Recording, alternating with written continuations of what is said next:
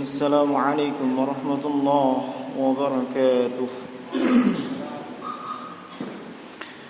إن الحمد لله نحمده ونستعينه ونستغفره ونعوذ بالله من شرور أنفسنا وسيئات أعمالنا. من يهده الله فلا مضل له ومن يضلله فلا هادي له. أشهد أن لا إله إلا الله وحده لا شريك له وأشهد أن محمدا عبده ورسوله ولا نبي بعده. صلى الله عليه وعلى آله وأصحابه ومن تبعهم بإحسان إلى يوم الدين. اللهم أصلح لنا شأننا كله ولا تكلنا إلى أنفسنا طرفة عين.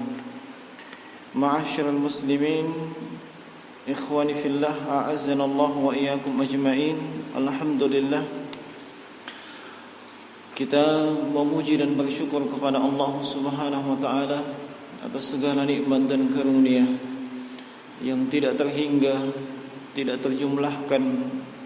Sampai dengan detik ini kita masih dimuliakan dengan berbagai fasilitas nikmat dan karunia Allah Subhanahu wa taala. Dan kita diperintahkan untuk mensyukuri nikmat-nikmat tersebut dengan lisan-lisan kita, dengan hati kita, dan juga dengan anggota tubuh kita. Dan siapa saja yang bersyukur atas segala nikmat, hakikatnya manfaat, maslahat dan kebaikan dari kesyukurannya kembali kepada dirinya sendiri. Allah Subhanahu wa taala berfirman, "Wa man yashkur fa innama yashkuru li nafsihi." Dan siapa saja yang bersyukur kepada Allah, hakikatnya kesyukuran itu akan kembali kepada dirinya. Manfaat, kebaikan dan maslahatnya kembali kepada si hamba, bukan kembali kepada Allah Subhanahu wa taala. Allah tetap berkuasa, Allah tetap yang disembah meskipun kita semua tidak bersyukur kepadanya. Olehnya di antara kebaikan, maslahat dan manfaat dari bersyukur adalah bertambahnya nikmat. Sebagaimana yang dimaklumi, Allah Subhanahu wa taala berfirman, "La in syakartum la azidannakum." Tatkala kalian bersyukur, niscaya akan ditambah nikmat tersebut. "Wa la in kafartum inna 'azabi lasyadid." Sebaliknya, tatkala kita kufur nikmat, maka sungguh azab Allah Subhanahu wa taala sangatlah dahsyat. Kembali kita kepada kajian Adabul Mufrad yang ditulis oleh Amirul Mukminin fil Hadis Abu Abdullah Muhammad ibn Ismail ibn Ibrahim ibn Mughirah ibn Syu'bah Na'am Al-Bukhari rahimahullahu taala, yang alhamdulillah kita masih di bab, atau kita sudah menyelesaikan bab uququl walidain. Bab yang ke-7 sudah selesai. Kita masuk ke bab yang ke-8, babu la'anallahu man la'ana walidayhi. Bab la'anallahu man la'ana walidayhi. Ini adalah bab yang menjelaskan tentang hukum melaknat orang tua. Hukum melaknat orang tua. Naam. Laknat itu, kalau laknat dari Allah itu maknanya at-tard wal ib'adu an rahmatihi. Yang namanya laknat adalah dijauhkan dari rahmat Allah Subhanahu wa taala. Itu kalau dari Allah. Dan laknat dari sesama manusia itu bermakna as-subbu wa du'a. Celaan, hinaan, ejekan, dan juga doa keburukan. Berbeda, ya. Kalau laknat dari Allah itu dijauhkan dari rahmatnya, dijauhkan dari rahmat Allah, kesengsaraan bagi si yang mendapatkan laknat. Sebab kita hanya bisa masuk ke dalam syurga dengan rahmat Allah Subhanahu wa taala. Tanpa rahmat Allah tidak bisa kita masuk surga. Nah, itu kalau laknat dari Allah. Laknat sama manusia, as-subbu wad du'a. Ejekan, celaan, hinaan, dan juga doa keburukan. Meski Anda tidak mengatakan saya melaknat kamu, tapi Anda sudah menghina, mengejek, mencela, itu sama hukumnya dengan melaknat. Nah, sama hukumnya dengan melaknat. Dan di bab ini adalah tentang melaknat manusia yang paling wajib untuk kita berbuat baik, manusia yang paling berhak untuk kita berbakti, yaitu walidayh, kedua orang tua. Nah, baik, kita masuk kepada hadis. Haddatsana Amr ibn Marzuq qala akhbarana Syu'bah, telah menceritakan, kata Imam Al-Bukhari, telah menceritakan kepada aku Amr ibn Marzuq qala akhbarana Syu'bah, telah menceritakan kepada aku Syu'bah anil Qasim ibn Abi Bazzah, dari Qasim bin Abi Bazzah, an Abi Tufail, dari Abi Tufail, qala, beliau mengatakan su'ila Aliyun, telah ditanya Ali bin Abi Thalib radhiyallahu taala anhu, hal khassakum an-nabiy sallallahu alaihi wasallam bi syai' lam yakhuss bihi an-nasa kaffah, apakah Nabi sallallahu alaihi wasallam mengkhususkan kepadamu dengan sesuatu yang hal tersebut tidaklah dikhususkan kepada seluruh manusia secara umum? Qala, maka kata Ali bin Abi Thalib, ma khassana Rasulullah sallallahu alaihi wasallam, Nabi sallallahu alaihi wasallam tidak mengkhususkan sesuatu apapun untukku, bi syai'in lam yakhuss bihi nas, yang hal tersebut tidak diberikan kepada manusia, illa ma fi kirabi sayfi, kecuali apa yang terdapat di dalam sarung pedangku. Summa akhraja sahifatan fa idza fiha maktubun, setelah itu beliau mengeluarkan sesuatu dari sarung pedang beliau, dan ternyata itu selembar kertas yang di dalamnya tertulis la'anallahu man zabahani ghairillah, Allah melaknat siapapun yang menyembelih dengan maksud selain Allah. La'anallahu man saraka manaral ard, Allah melaknat siapa saja yang mencuri batas-batas tanah. La'anallahu man la'ana walidayh, Allah melaknat siapa saja yang melaknat kedua orang tuanya. La'anallahu man awa muhditha, Allah melaknat siapapun yang melindungi pelaku bid'ah dan pelaku kejahatan. Nah, ini hadis yang bersama kita. Hadis ini diriwayatkan oleh Imam Muslim dalam sahihnya dan sejumlah ulama hadis yang lain, atau kita kenal dengan ashabus sunan. Baik.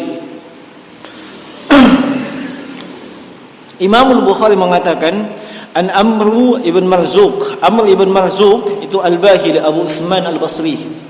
Ya. Amr ibn Marzuq itu Amr ibn Marzuq Al-Bahili Abu Usman Al-Basri. Dan beliau, kata Imam Ahmad, thiqah. Thiqah itu terpercaya, thiqatul ma'mun. Nah, kemudian akhbarana Syu'bah ibn Hajjaj At-Taqi. Syu'bah ibn Hajjaj At-Taqi, thiqatun mutqinun hafiz. Beliau orang yang thiqah, terpercaya, mutqin, hafalannya betul-betul lancar, hafiz. Hafiz, beliau menghafal seluruh hadis, kebanyakan hadis lengkap dengan sanadnya. Itu disebut dengan hafiz. Kalau kita biasa di dalam Al-Quran, ada orang hafal Al-Quran disebut Al-Hafiz.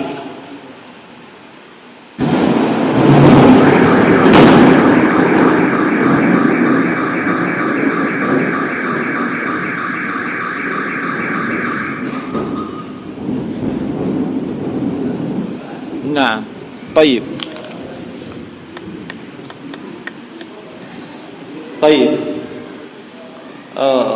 Tadi petir, kemudian ikhwah kita masuk, itu tidak ada hubungannya. Siapa tak dikait-kaitkan. Subhanallah, begitu dia mendatang langsung ada petir. Tidak ada. Tidak ada. Iya, tidak ada itu. Atau pas ada yang keluar tiba-tiba petir, itu juga tidak ada. Iya, Allah mentakdirkan dia masuk, dia keluar, Allah juga mentakdirkan petir. Tidak ada keterkaitan. Iya, jangan dikait-kaitkan sesuatu yang tidak ada kaitannya. Nah, nanti antum terkait sendiri. Baik. Nah, Syu'bah ibn Hajjaj At-Taqi rahimahullah. Kemudian dari Qasim bin Abi Bazzah, beliau ini adalah seorang yang thiqah, iya, qalilul hadis, iya. Meskipun thiqah, beliau memiliki hadis yang cukup, tidak terlalu banyak, yaitu sedikit. Dan Abi Tufail Amir bin Wasilah, beliau juga seorang yang thiqah. Nah, Abu Tufail Amir bin Wasilah itu mengatakan, Su'ila Ali bin Abi Thalib itu ditanya, nah, hal khassakumun Nabi sallallahu alaihi wasallam bi syai' lam yakhussa bihi an-nas kaffah? Apakah Nabi sallallahu alaihi wasallam mengkhususkan kepadamu sesuatu yang sesuatu tersebut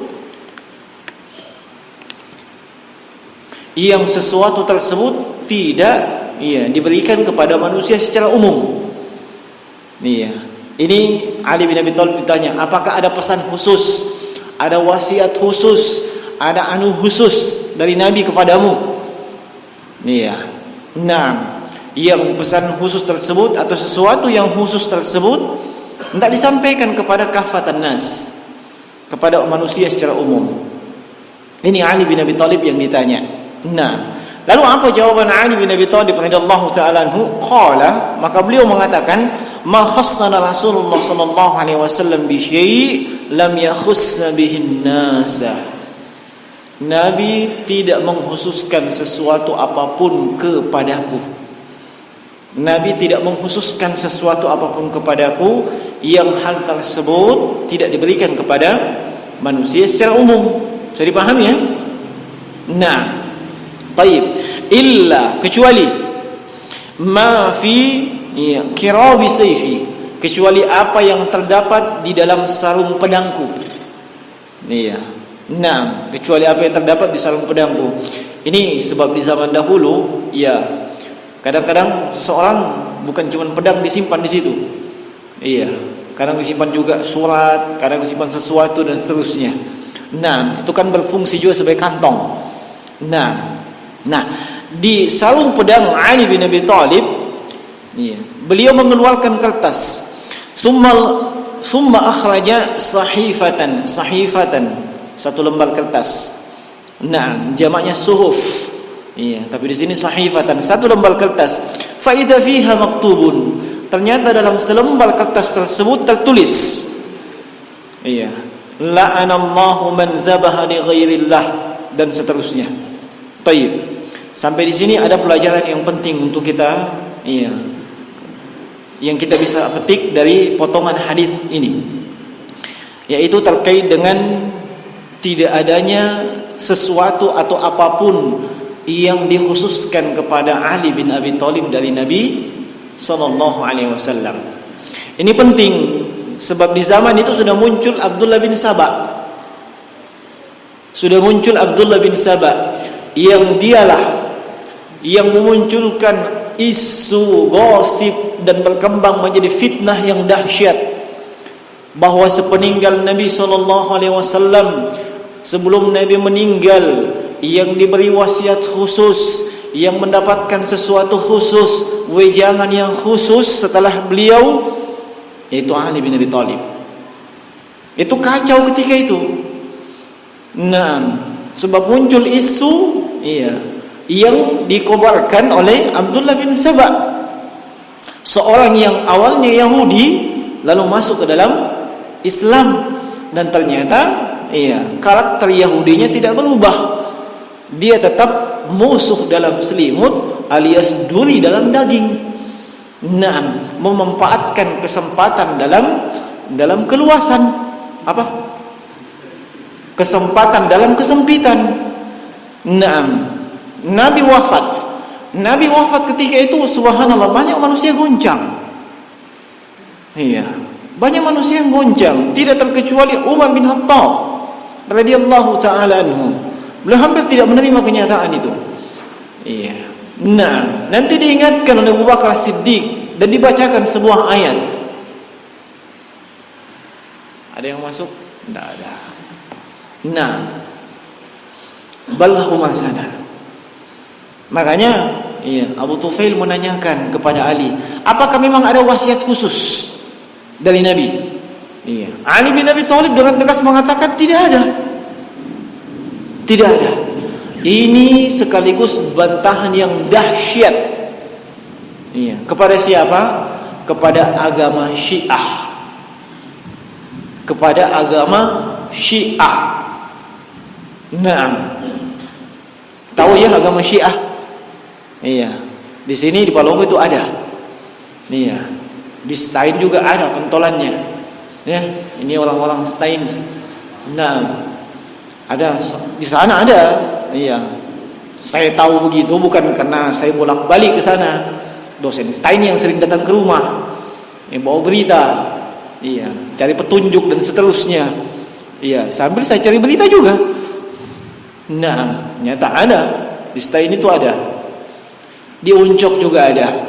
Bahkan konon kabarnya di Palopo ini ada alumni dari Al-Qum, Iran. Iya, dan mereka berlindung di balik LSM untuk mengadakan kajian keagamaan. Dan itu ada di BTNI sana. Nah, biasanya modusnya mereka apa? SMS pencerahan, tazkiyatun nufus dan seterusnya.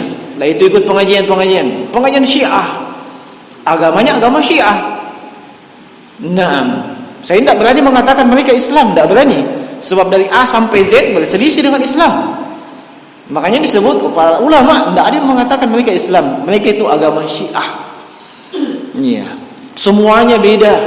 Dari A sampai Z, dari rukun iman, rukun Islam. Iya. Mulai masuk ibadah, mulai azan, iya, qomat, salat sampai salamnya, zikirnya, semuanya beda. Semuanya beda. Nah, satu saja prinsip pokok dalam Islam diselisihi, dia sudah bukan Islam. Satu saja. Ini semuanya. Nah, makanya mereka disebut agama Syiah. Mereka, agama Syiah ini mengklaim, iya, dalam kitab-kitab induk mereka. Iya. Dalam kitab-kitab induk mereka. Dan itu mereka tidak bisa bantah. Nah, sebab kitab-kitab induk mereka upload dalam bentuk PDF ke dunia maya, ke internet. Sehingga kita bisa download. Iya, itu dalam rangka menyiarkan agama Syiah. Nah, bagi kami, ya kami download. Kita mau tahu kesesatannya di mana.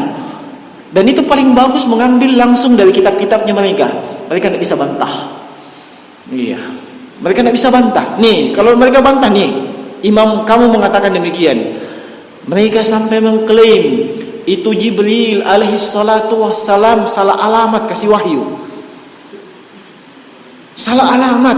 Harusnya wahyu itu bukan ke Muhammad, tapi ke Ali.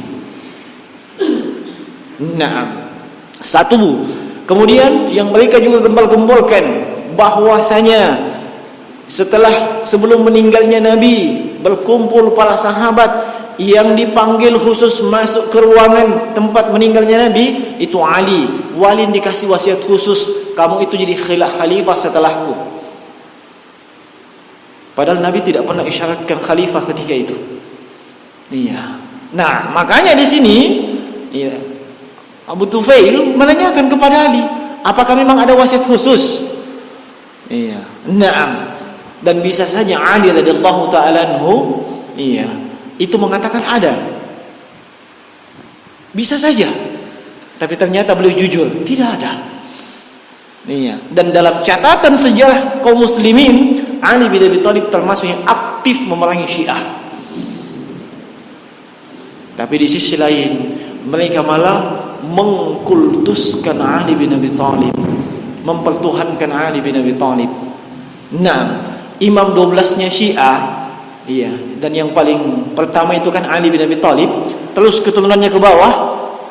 Iya, terus keturunannya ke bawah sampai imam 12. itu lebih maksum dibandingkan malaikat. Makanya kalau mereka sebut imamnya Imam Ja'far As-Shadiq alaihi salam. Iya, coba baca.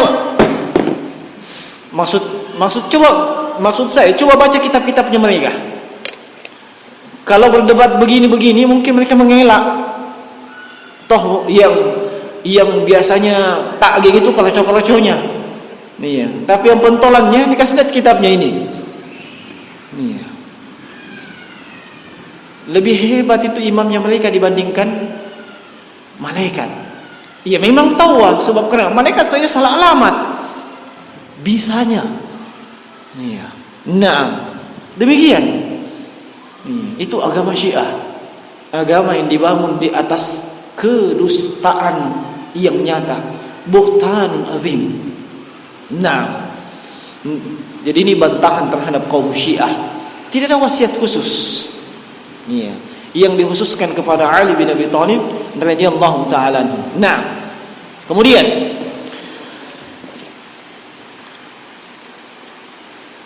Ali bin Abi Thalib mengeluarkan kertas. Isi kertas tersebut adalah la'anallahu man zabaha li ghairillah. Allah melaknat siapapun yang menyembelih dengan maksud, niat dan tujuan selain kepada Allah. Azzabuhu, penyembelihan itu ibadah. Itu ibadah. Iya. Allah sebutkan dalam surah Al-An'am 162 163, "Qul inna salati wa nusuki wa mahyaya wa mamati lillahi rabbil alamin." Qul inna salati, katakanlah inna salati, sungguhnya salatku, wa nusuk, iya, secara bahasa itu adalah ibadah. Secara syariat az-zabhu, sembelihan. Sungguhnya, iya, salatku, sembelihanku, wa mahyaya wa mati, hidup dan matiku hanya untuk Allah. Itu menunjukkan itu ibadah.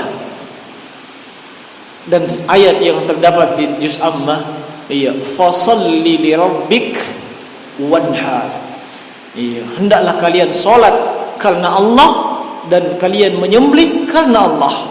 Menunjukkan itu adalah ibadah. Kalau itu ibadah, maka tidak boleh dipalingkan, tidak boleh ditujukan kepada selain Allah. Siapa saja yang memalingkan satu dari bentuk ibadah kepada selain Allah, maka dia telah melakukan kezaliman yang paling besar. Sebab dia menempatkan ibadah, dia menjadikan ibadah tersebut bukan kepada yang berhak diibadahi, yaitu Allah. Makanya kesyirikan itu disebut kezaliman yang paling besar. Sebab dia tidak menempatkan sesuatu pada tempatnya. Seharusnya ibadah ditujukan kepada Allah Rabbul Alamin, tapi ternyata ibadah itu ditujukan kepada selain Allah. Itu kesyirikan. Nah, la'anallahu man zabaha li ghairillah. Ini kalimat ini mengandung dua kemungkinan. Kemungkinan yang pertama khabar, pemberitaan. Maksudnya Nabi memberitakan Allah melaknat siapapun yang menyembelih selain kepada Allah. Kemungkinan yang kedua insya. Insya maksudnya doa. Iya, doa bahwa siapa saja yang menyembelih kepada selain Allah itu didoakan mendapat laknat. Nah, ini kemungkinan dari kalimat tersebut. Nah, perlu kita tahu bagaimana bentuk-bentuk menyembelih selain kepada Allah. Ya. Nah, Syekh Al-Allamah Muhammad ibn Shalih Al-Utsaimin secara umum menyebutkan ditinjau dari sisi niat, maksud dan tujuannya penyembelihan. Ya. Tolong dipahami itu. Itu ditinjau dari sisi niat, maksud dan tujuan. Iya. Menyembelih kepada selain Allah itu ada dua bentuk. Menyembelih kepada selain Allah itu ada dua bentuk. Bentuk yang pertama takarruban wa ta'ziman. Dia menyembelih kepada selain Allah dalam rangka mengagungkan, dalam rangka mendekatkan diri, dalam rangka mengagungkan, dalam rangka mendekatkan diri. Seperti contoh, misalnya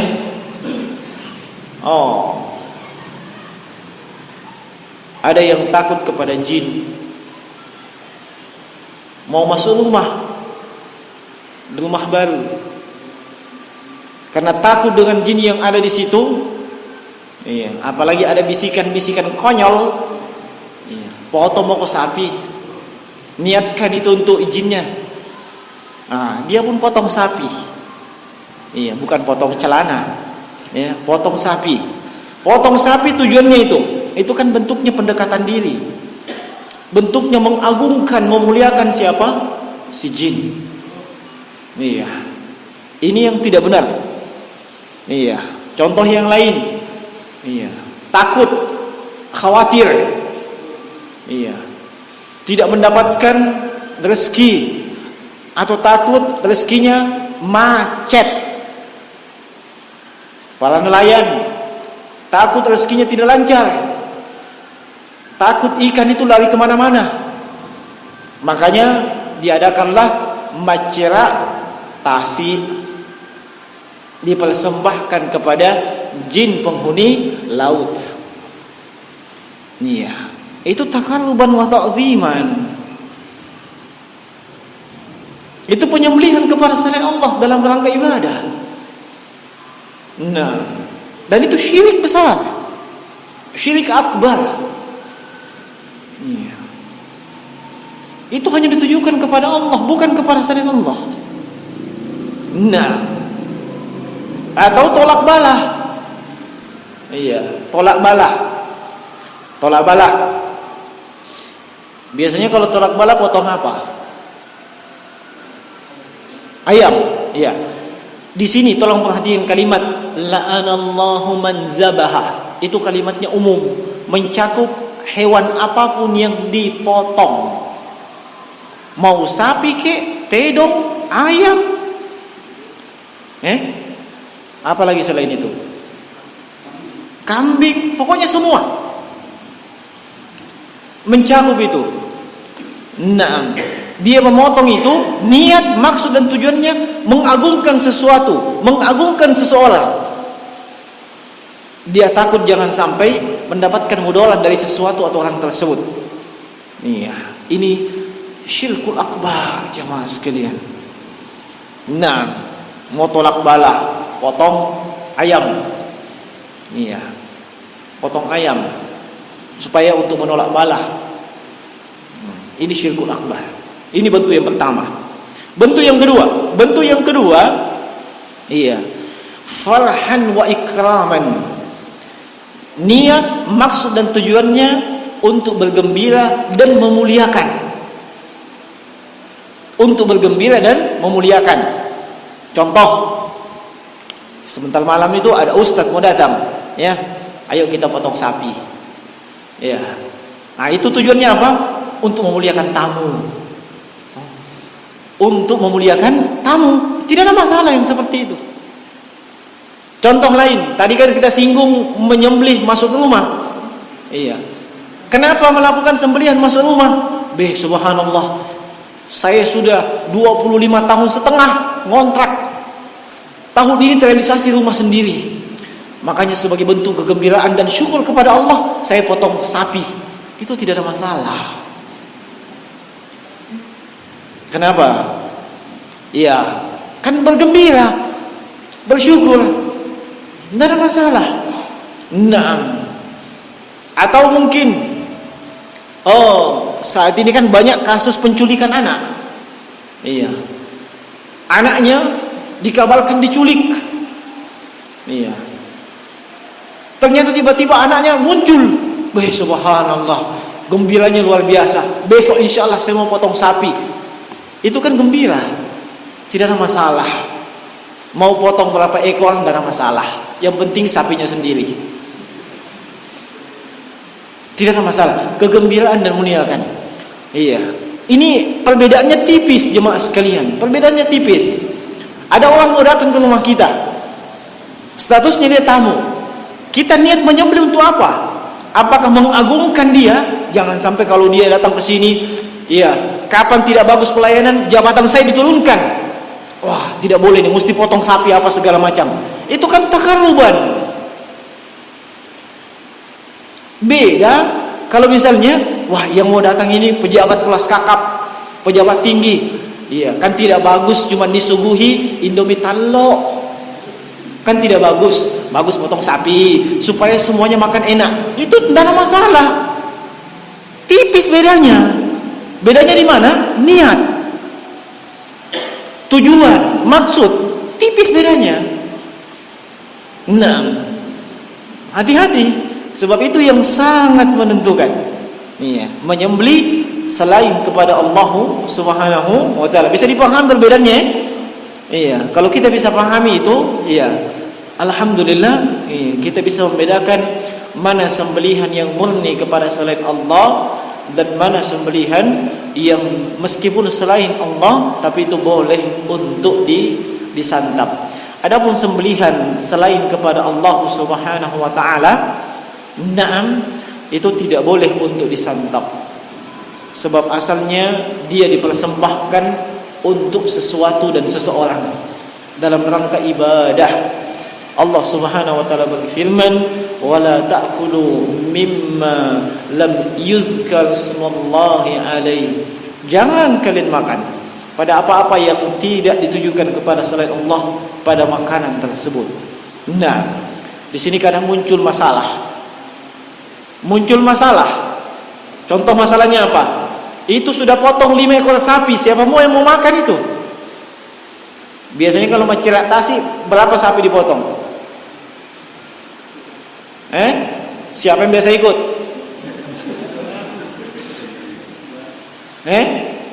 Anggaplah banyak, masa cuma satu? Terliwat-liwat semua pejabat datang. Memalukan juga itu menurut mereka.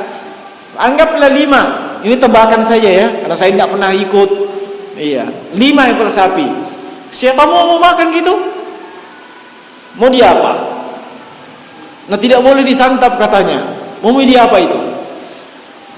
Pasti ada yang mengatakan, daripada mubasir mending mubassar. Ya, itu mubassar itu bahasa Makassar. Artinya mending kenyang daripada mubasir. Itu tidak boleh, itu main perasaan namanya. Nah, bagaimana solusinya yang seperti itu? Ada yang tahu solusinya? Diapakan itu? La ya akhi, jangan dibuang. Masih banyak makhluk lain yang bisa menikmati. Kasih makhluk lain. Kumpulkan kucing satu kabupaten supaya mereka bisa nikmati. Makanya fatwa para ulama ketika mereka mendapatkan, ditanyakan kepada mereka makanan dan sembelihan yang tidak ditujukan kepada selain Allah, apakah diterima? Iya.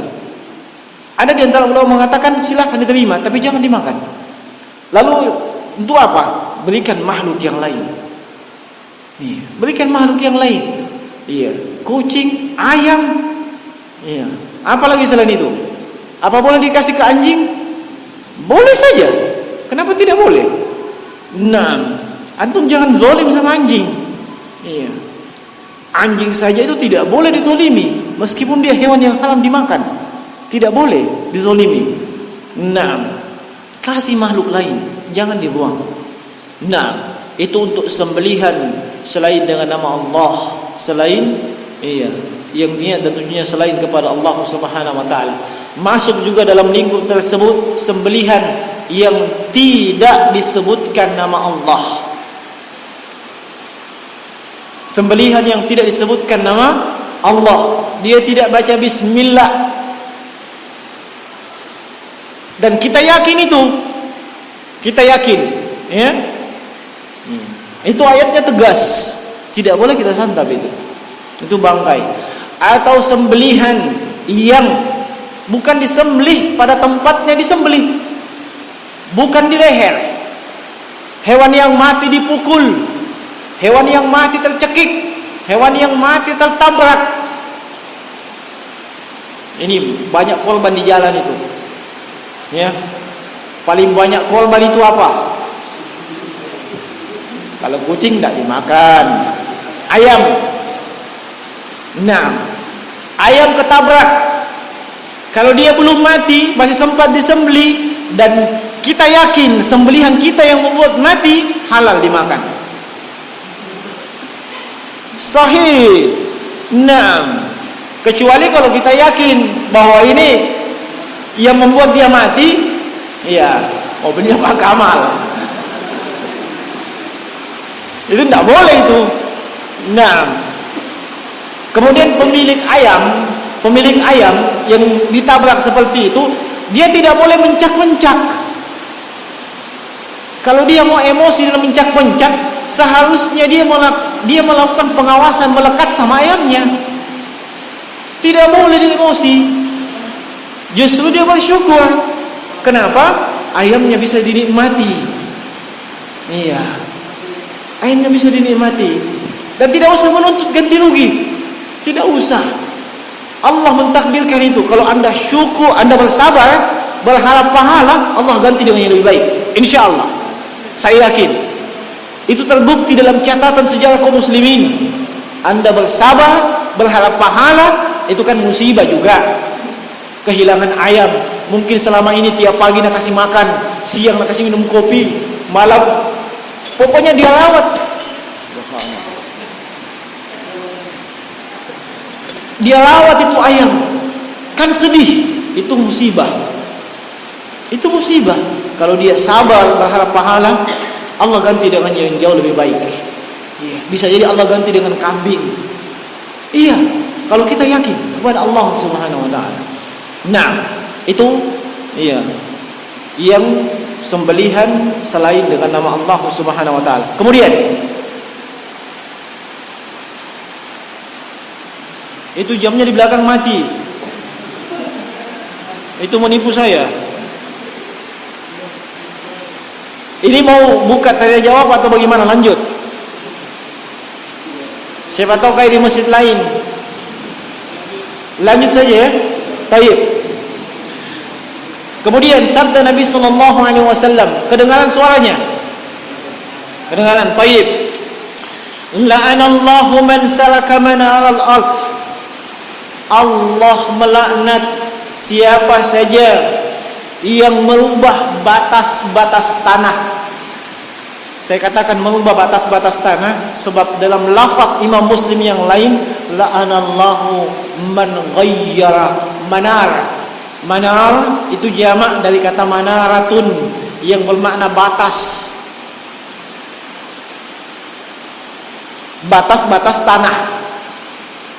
Kalau itu dilakukan dengan zalim tanpa hak, dengan zalim tanpa hak, itu sudah masuk dalam laknat Allah. Dan jauh lebih dahsyat kalau dia merubah dengan maksud dan tujuan memiliki tanah tersebut tanpa hak. Jauh lebih dahsyat lagi. Ini merubah saja, merubah. Dia tidak mau memiliki, dia cuma merubah saja. Merubah saja. Iya. Mungkin menurut dia ini yang benar.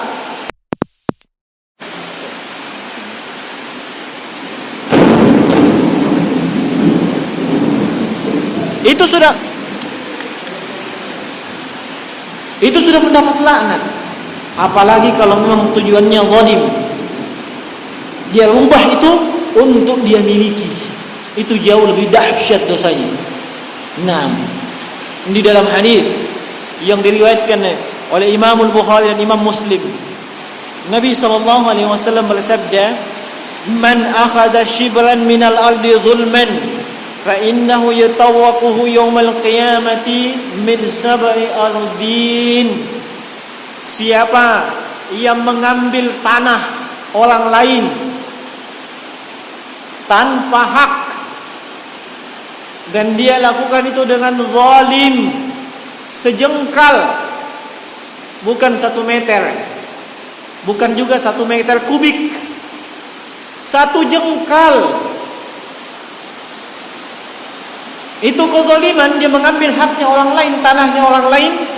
Maka pada hari kiamat 7 lapis bumi akan menghimpitnya. 7 lapis bumi akan dikalungkan ke lehernya dan menghimpitnya. Bisa bayangkan itu jemaah sekalian. 7 lapis bumi. Kita lapisan bumi pertama saja tidak mampu kita pikul. Jangankan lapisan bumi pertama, 1 truk tanah bisa antum pikul? Tidak bisa. Apalagi 7 lapis bumi. Itu menunjukkan dosa yang tidak main-main. Sebab di balik hal tersebut, ada kezaliman, kemudian tidak melampaui batas di dalam hak-hak orang lain. Dan itu termasuk dosa kepada sesama manusia. Nah, hati-hati ya. Mungkin di sini muncul pertanyaan. Sebab masalah tanah ini masalah sensitif. Menurut saya sudah cocok itu batasku, tapi tetangga bilang salah. Wah, bagaimana itu? Biasanya kan yang begitu diselesaikan di pengadilan. Kalau cuma sejengkal ke pengadilan, tidak dibati-bati biasa. Kecuali kalau berhektar-hektar kayak di Sampok dok. Nah itu. Nah, lumayan itu kalau di Sampok ada berhektar-hektar. Siapa yang melakukan itu jemaah sekalian? Sungguh dia telah terjatuh ke dalam zulmun iktida'un. Zulmun wal iktida'. Kezaliman dan melampaui batas. Itu adalah dosa yang sangat besar. Kalau saya nasihatkan, lebih baik kita mengalah. Kenapa? Kalaupun kita di posisi yang benar, ada pengadilan Allah. Ada pengadilan Allah pada hari kiamat. Secuil pun kezaliman antara si A dan si B diselesaikan pada hari kiamat. Tidak usah khawatir. Di dunia ini berapa lama dinikmati itu tanah sejengkal? Tidak lama. Nah, makanya mending kita mengalah. Kalau memang kita tidak bisa mengalah, dan kita tahu bahwa memang dia orang zalim, kebiasaannya menzalimi, kita bisa ajukan ke pengadilan. Bisa. Kita meminta keadilan. Tapi kalau pihak pengadilan tidak memihak kepada Anda, sabar. Sabar. Ada pengadilan Allah Subhanahu wa taala. Dan di sana jauh lebih nikmat. Kita mendapatkan balasan. Kita mendapatkan pahala daripada apa yang telah kita lakukan dan sabarkan ketika di dunia. Nah, taib. Kemudian yang ketiga kata beliau, jam berapa Isa?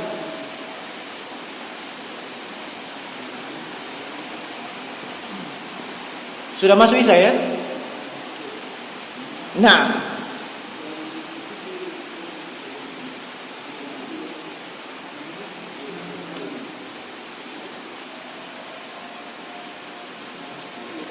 itu sudah azan. Nah, taib. Bagian yang ketiga dari nasihat dari ucapan Nabi, inilah sisi pendalilan dari hadis ini kenapa dimasukkan ke dalam bab la'anallahu man la'ana walidayhi. Sebab bagian ketiga kata Nabi, la'anallahu man la'ana walidayhi. Allah melaknat siapa saja yang melaknat kedua orang tuanya. Dan terkait melaknat kedua orang tua, bagaimana bentuk dan modelnya, insyaallah kita akan sebutkan di pertemuan yang akan datang. Ya, bersabar, kita dibatasi oleh waktu. Demikian, tidak ada tanya jawab ya. Taib, semua sudah paham insyaallah. Nah, demikian yang benar datang dari sisi Allah Subhanahu wa taala, yang keliru itu datang dari saya. Subhanakallah bihamdik asyhadu an la ilaha illa anta astaghfiruka wa atubu ilaik. Assalamualaikum warahmatullahi wabarakatuh.